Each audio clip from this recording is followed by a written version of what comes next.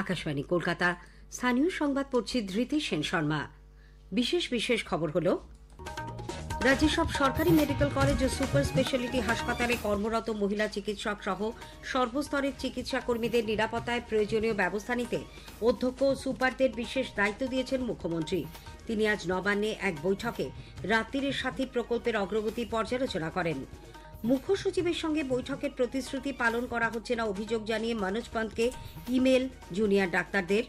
কলকাতার তিলজলায় 7 বছরের শিশুকে যৌন নির্যাতন করে খুনের ঘটনায় আলিপুরের বিশেষ পক্সো আদালত অভিযুক্তকে মৃত্যুদণ্ড দিয়েছে। টানা বৃষ্টিতে একাধিক নদীতে জলস্তর বাড়ায় ডিভিসি জল ছাড়ার পরিমাণ বাড়িয়েছে। এর জেরে বন্যা পরিস্থিতি ফের অবনতি হওয়ার আশঙ্কা। নানা অনুষ্ঠানের মধ্যে দিয়ে পণ্ডিত ঈশ্বরচন্দ্র বিদ্যাসাগরের 204তম জন্মবার্ষিকীতে তাঁকে আজ স্মরণ করা হচ্ছে। বিদ্যাসাগর বিশ্ববিদ্যালয় এই উপলক্ষে 3 জনকে বিদ্যাসাগর পুরস্কারে ভূষিত করেছে। আইএসএল ফুটবলে মোহামেডান স্পোর্টিং ও চেন্নাইয়ান এফসি মুখোমুখি।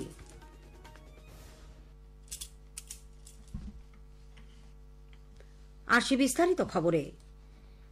রাজ্য সরকার সব সরকারি মেডিকেল কলেজ ও সুপার স্পেশালিটি হাসপাতালে কর্মরত মহিলা চিকিৎসক সহ সর্বস্তরের চিকিৎসা কর্মীদের সুরক্ষা ও নিরাপত্তায় প্রয়োজনীয় ব্যবস্থা নিতে অধ্যক্ষ ও সুপারদের বিশেষ দায়িত্ব দিয়েছে। কর্মীদের নিরাপত্তায় গৃহীত রাত্রির সাথী প্রকল্পের অগ্রগতি পর্যালোচনা করতে মুখ্যমন্ত্রী মমতা ব্যানার্জি আজ নবান্ন সংলগ্ন সভাঘরে 33টি মেডিকেল কলেজ, 42টি সুপার স্পেশালিটি হাসপাতাল, সব জেলার মুখ্য স্বাস্থ্য আধিকারিক এবং প্রশাসনের শীর্ষ আধিকারিকদের সঙ্গে দীর্ঘক্ষণ বৈঠক করেন। পরে বৈঠককে ইতিবাচক হিসেবে উল্লেখ করে মুখ্যমন্ত্রী সাংবাদিকদের বলেন, হাসপাতালগুলির নিরাপত্তা ও পরিকাঠামো খাতে রাজ্যের তরফে যে 100 কোটি টাকা বরাদ্দ করা হয়েছে তার সবটাই পূর্ত দপ্তরের ওপর না ছেড়ে সেই টাকায় নিজেদের দায়িত্বে কাজ করিয়ে নেওয়ার জন্য সংশ্লিষ্ট মেডিকেল কলেজের অধ্যক্ষদের নির্দেশ দেওয়া হয়েছে। আমরা 100 কোটি টাকা যেটা দিয়েছি for additional washroom, light, CCTV, আমি প্রিন্সিপালদের বলেছি পিডব্লিউডির হাতে না ছেড়ে নিজেরাই দায়িত্ব নিন। একটা মেকানিজম তৈরি করতে বলেছি চিফ সেক্রেটারি, হেলথ সেক্রেটারিকে, যাতে তারা কাজটা ত্বরান্বিত করতে পারে। শুধু একজনের হাতে ছেড়ে রাখলে তার আরো অন্যান্য কাজ আছে, টাইম লাগতে পারে। পাশাপাশি হাসপাতালগুলির পরিকাঠামো উন্নয়নে পদক্ষেপ নিতে সব রোগী কল্যাণ সমিতি ভেঙে দিয়ে অধ্যক্ষদের চেয়ারম্যান করা হয়েছে বলে মুখ্যমন্ত্রী জানান। জুনিয়র চিকিৎসকরা বিভিন্ন বিষয়ে উল্লেখ করে মুখ্য সচিবকে চিঠি দিয়েছেন। তার সবকটি বিষয় নিয়ে বৈঠকে আলোচনা হয়েছে বলে মুখ্যমন্ত্রী আরও জানিয়েছেন। উল্লেখ্য, মুখ্য সচিবের সঙ্গে বৈঠকে যেসব প্রতিশ্রুতি দেওয়া হয়েছিল সেগুলি পালন করা হচ্ছে না অভিযোগ জানিয়ে মনোজ পন্তকে আজ ইমেল করেন জুনিয়র ডাক্তাররা। সূত্রের খবর, চিঠিতে সরকারি মেডিকেল কলেজ হাসপাতালে হুমকি সংস্কৃতির বিষয়টিকে বিশেষভাবে তুলে ধরা হয়েছে। 7 দফা দাবি সম্বলিত মেল পাঠিয়ে জবাবি মেলের অপেক্ষায় রয়েছেন জুনিয়র চিকিৎসকেরা। রাজ্যের বিভিন্ন মেডিকেল কলেজ ও হাসপাতালে হুমকি সংস্কৃতি নিয়ে কলকাতা হাইকোর্ট উদ্বেগ প্রকাশ করেছে। প্রধান বিচারপতি টি.এস. শিবগানব এবং বিচারপতি বিভাস পট্টনায়কের ডিভিশন বেঞ্চ আজ হুমকি সংস্কৃতির অভিযোগকে গুরুতর বলে উল্লেখ করে রাজ্য সরকারের কাছে এ বিষয়ে হলফনামা চেয়েছে। আরজিকর কাণ্ডের পর থেকেই স্বাস্থ্যক্ষেত্রে উত্তরবঙ্গ লবির দিকটি প্রকট হয়ে ওঠে। একাধিক মেডিকেল কলেজ ও হাসপাতালে যে ভয়ের পরিবেশ তৈরি হয়েছে তার বিরুদ্ধে মুখ খুলতে শুরু করেন জুনিয়র ডাক্তাররা। পুরো বিষয়টির তদন্ত চেয়ে হাইকোর্টে জনস্বার্থ মামলা দায়ের করা হয়। প্রধান বিচারপতি তার পর্যবেক্ষণে জানান, পরীক্ষার উত্তরপত্র ফাঁস, শ্লীলতাহানি, দুর্নীতি, হয়রানির মতো অভিযোগের একটিরও সত্যতা থাকলে তা অত্যন্ত উদ্বেগজনক। রাজ্যের পক্ষে আইনজীবী জানান, প্রতিটি অভিযোগের প্রেক্ষিতে ব্যবস্থা নেওয়া হয়েছে। বদলি অথবা বহিষ্কার করা হয়েছে বেশ কয়েকজনকে।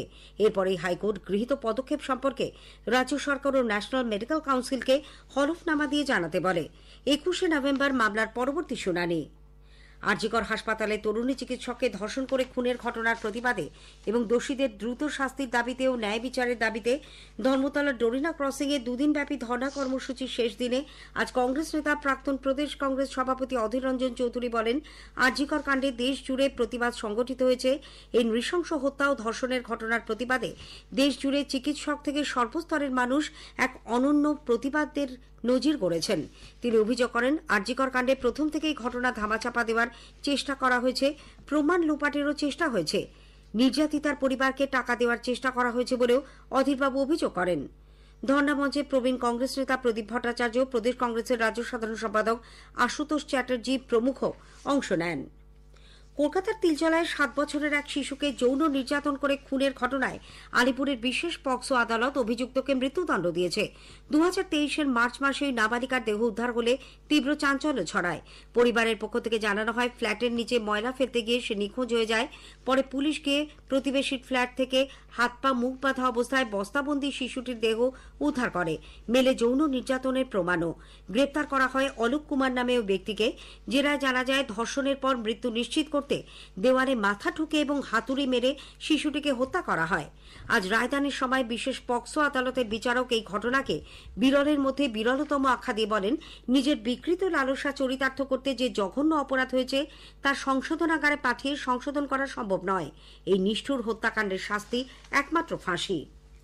স্থানীয় সংবাদ শুনছেন আকাশবাণী কলকাতা কেন্দ্র থেকে। টানা বৃষ্টিতে একাধিক নদীতে জলস্তর বাড়ায় ডিভিসি তাদের জলাধারগুলি থেকে জল ছাড়ার পরিমাণ বাড়িয়েছে। এর জেরে রাজ্যের বিভিন্ন জেলায় বন্যা পরিস্থিতির ফের অবনতি হওয়ার আশঙ্কা দেখা দিয়েছে। আজ সকাল 8টার পর মাইথন থেকে 10,000 কিউসেক ও পাঞ্চায়েত থেকে 12,000 কিউসেক জল ছাড়া হয়। দুর্গাপুর ব্যারেজ থেকে 36,550 কিউসেক হারে জল ছাড়া হচ্ছে।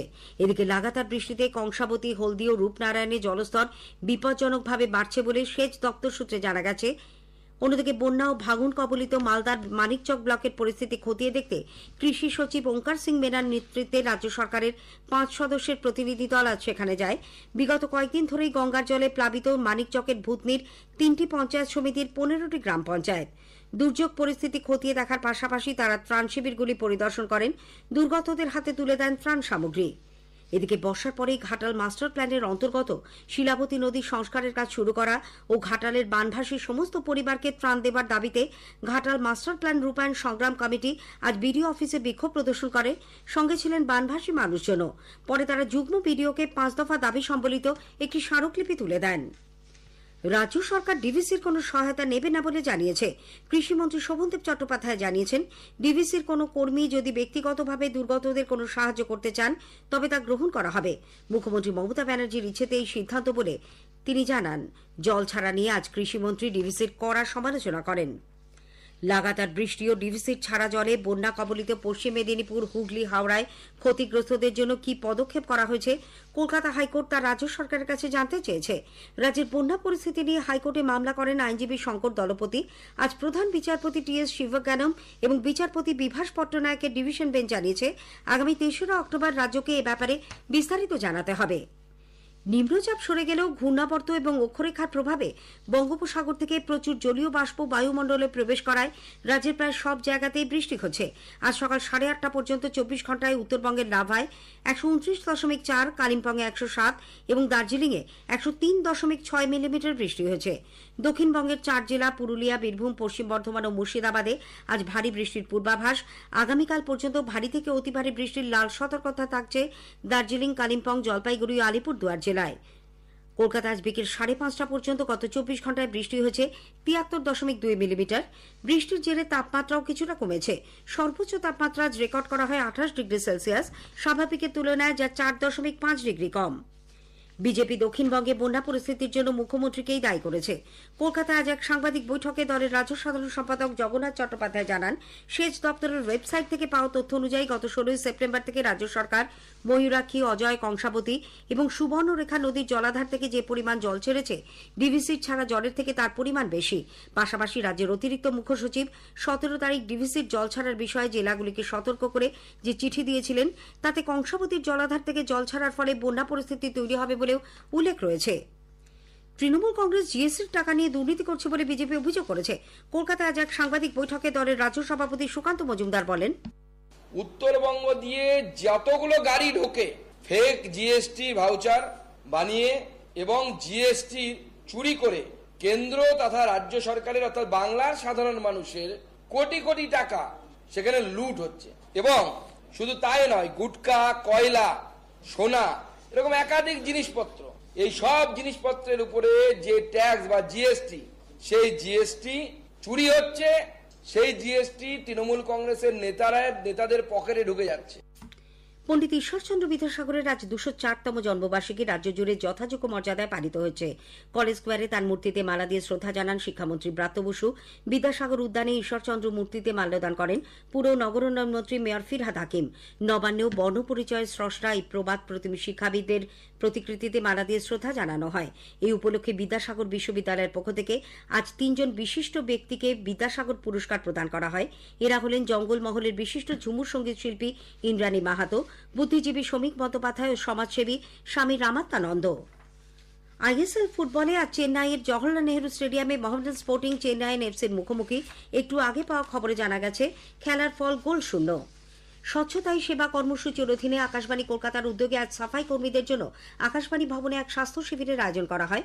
126 জনের স্বাস্থ্য পরীক্ষার মধ্যে ছিল সাধারণ এবং হৃদযন্ত্রের সমস্যার জন্য চিকিৎসকের পরামর্শ, রক্তচাপ, ব্লাড সুগার পরীক্ষা, ইসিজি, পিএফটি ইত্যাদি। স্থানীয় সংবাদ শেষ হলো।